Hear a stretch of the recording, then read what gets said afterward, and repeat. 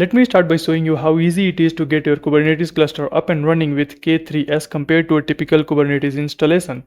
Install containerd and k3s.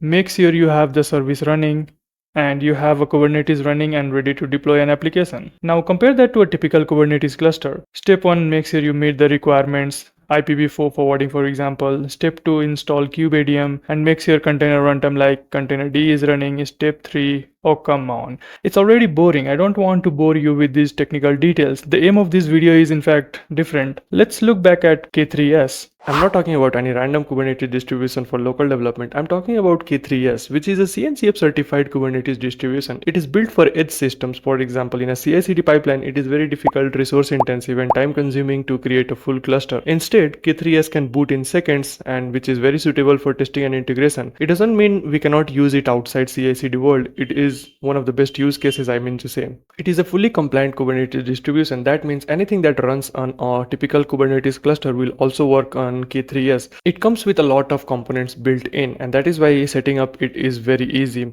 I will give you an example. Do not worry, I'm going to use all the simple terms so it is easy for you to understand. In a typical Kubernetes cluster provided by any cloud provider, there is something called as load balancer, which is another computer that takes in all the requests from users and forward and load balance them across the different Kubernetes nodes that you have. But in K3s, that load balancer is built in, so any request that is coming to will go to one of the node, and that node will forward and balance them to whatever node there are in your K3s cluster, I would say. This is one example of what's already included in K3s cluster.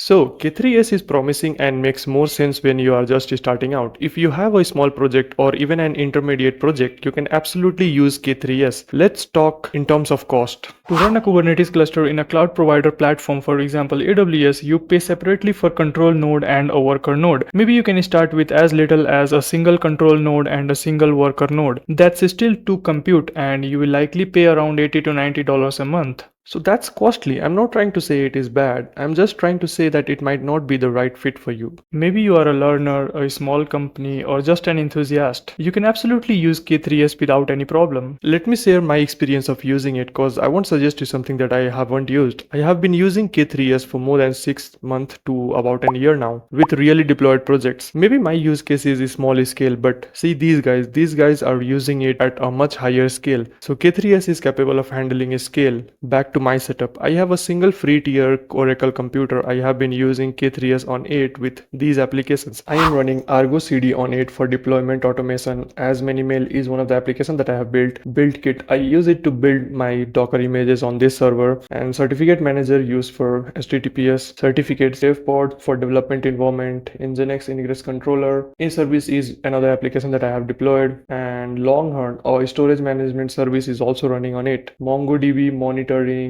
my another site, Paperless NGX for document, Postgres, Redis, all of these applications are running on K3s.